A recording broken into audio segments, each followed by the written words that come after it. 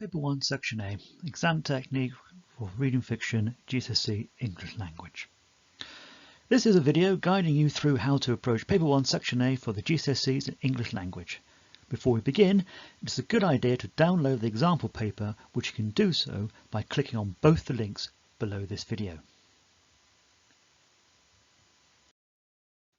Paper 1, Section A assesses your reading skills and is focused on a fiction extract or short story. The first thing to do is to read it carefully.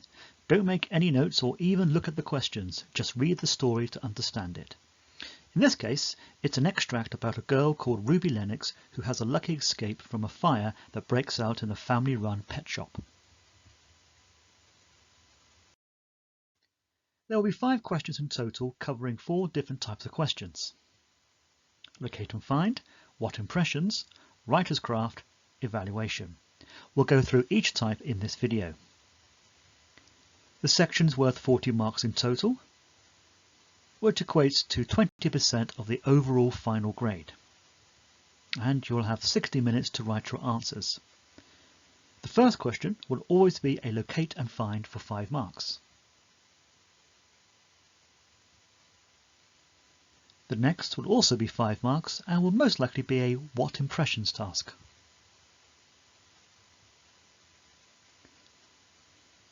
Questions 3 to 5 will all be worth 10 marks. Questions 3 and 4 will definitely feature a writer's craft task and one other. Whilst the final question will ask you to evaluate.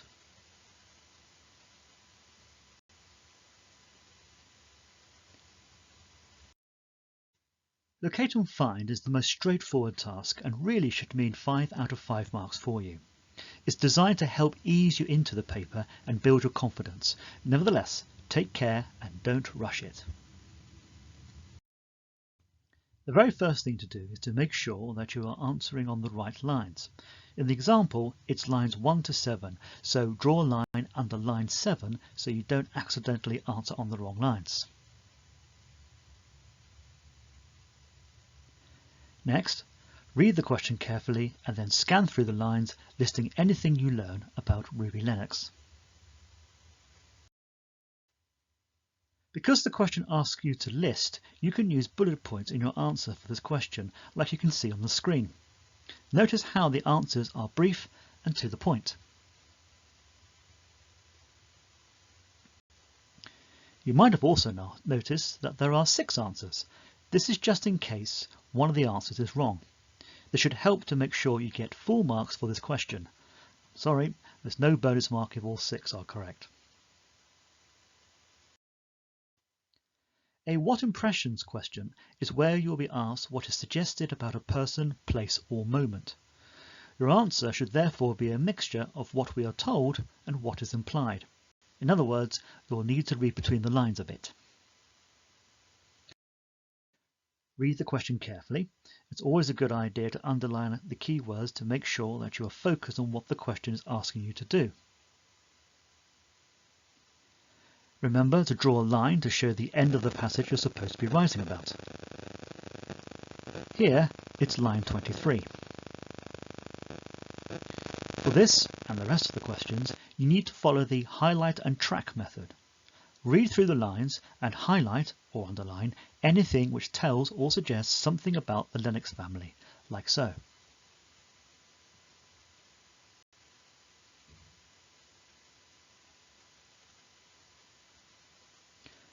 What you're doing here is cutting the text down and making it easier for you to find supporting evidence. Once this has been done, track through the highlighted sections, linking the evidence to a point you want to make about a Lennox family member. There's no need to write about everything you highlighted, but try to get a good range of points and say something about the end of the passage. Because the question is worth 5 marks, you need to say 5 things. Here's an example answer. The question is only worth 5 marks, so it doesn't have to be very long, a maximum of 5 sentences in fact. Every sentence should include a point with a piece of evidence. Your aim is to be succinct, short and precise. Ideally, integrate quotations into your answer, like in the on-screen example. Typically, the writer's craft question starts with the phrase, "How does the writer?" It is probably the most difficult question type, but often this is because students overthink or overcomplicate matters. Your approach to this question is very similar to the what impression type of task. Again, read the question carefully, underlining keywords to make sure you are focused on what you need to do. Again, mark the end of the passage by drawing a line. And again, go through the lines, highlighting anything which is relevant to the question.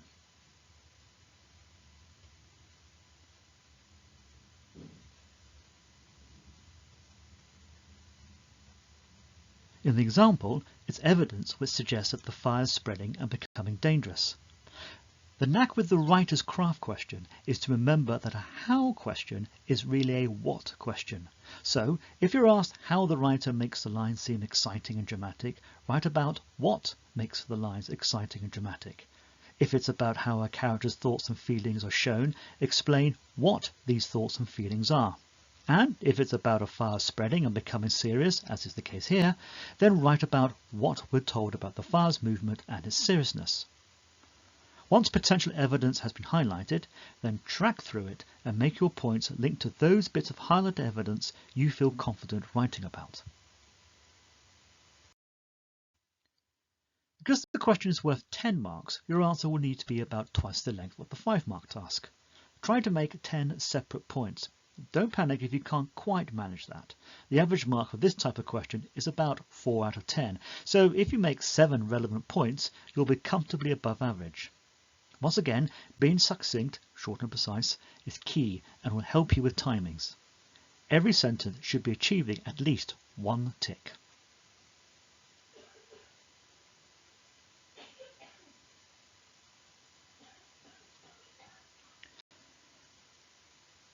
The final task would always be a 10-mark evaluation task. You will be given a view like the one you can see on screen, and then asked how far you agree with it. Just like with the previous questions, read it carefully, underlining keywords. Here, you're asked to decide if Patricia is a real heroine and to base your answer both on the final 20 or so lines and the passage as a whole. Your answer to the evaluation task should contain a judgment and then reasons in support of that judgment. As it's a 10-mark question, try to come up with 9 reasons. You don't have to be balanced in your view, and there are no extra marks if you decide deliberately to take a very different view just for the sake of it. What the examiner is looking at is your ability to support a point of view. What you actually think or feel is almost completely irrelevant. Once more, look through the lines and highlight any evidence that might be useful in your answer. This time, you have to look at the last 20 lines or so, as well as the whole extract, so there'll be plenty to find, as the on-screen highlighting illustrates. Don't worry, you're not supposed to be able to read it. Do make sure, though, to say something about the end of the extract. At the risk of sounding like a stuck record, make sure that your answer is succinct with precise points supported by precisely selected supporting quotation or specific examples. Begin with how far you agree with the view. It's important that whatever your view, you support it. So if you completely agree with the view, you can't include any reasons which don't support your opinion.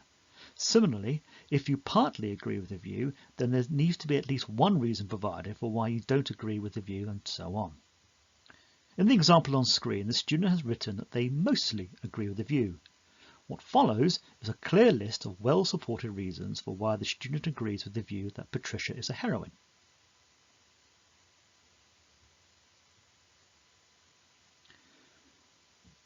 But they remember to include at the very end a reason for why she's not quite a total heroine. You can see once more that the points are succinct and quotations are short and integrated. Every sentence is receiving at least 1 tick.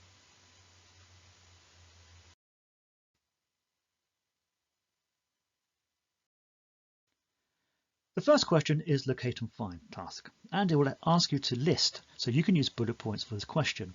It'll ask for 5 things, but write down 6 to maximize your chances of getting 4 marks. For the rest of the questions, it's essential to be methodical with your approach, so use the highlight and track method.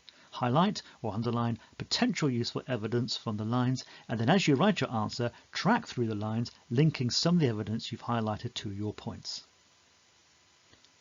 The highlight and track method will help to keep your answers succinct and clear. Remember that every sentence should gain at least a mark, so make sure each point is supported with clear evidence, such as supporting quotations. Low score answers happen because students don't write enough, so remember that you should write as many points as there are marks in the question. Perhaps time management is the biggest thing which prevents students doing well in the exams. Treat the number of marks as a guide to how many minutes to spend actually writing your answer. So 5 minutes for the 5 marker and 10 for the 10 mark questions. This means that you'll be writing for about 40 minutes out of the 60 you're given, which leaves a total of 20 minutes to read, make your notes and check your answers. If you do run out of time, don't be tempted to continue. Finish your sentence and move on to the next section of the exam. Thank you for tuning in. Good luck and take care.